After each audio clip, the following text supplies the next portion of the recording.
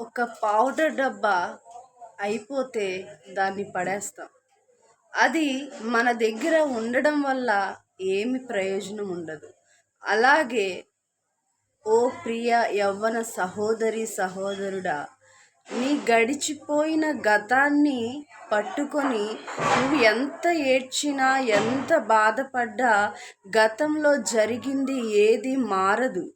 కాబట్టి గతాన్ని వదిలేసి యేసయ్య నీ కొరకు దాచి ఉంచిన బంగారు భవిష్యత్తుని అందుకో.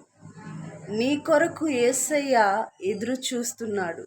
గతాన్ని పట్టుకొని అలాగే బాధపడుతూ ఉంటావో, భవిష్యత్తులోనికి వచ్చి నిన్ను నీవు నిరూపించుకుంటావో నీ చేతిలోనే ఉంది. ఈ సమయంలో దేవుడు నీతోనే మాట్లాడుతున్నాడు.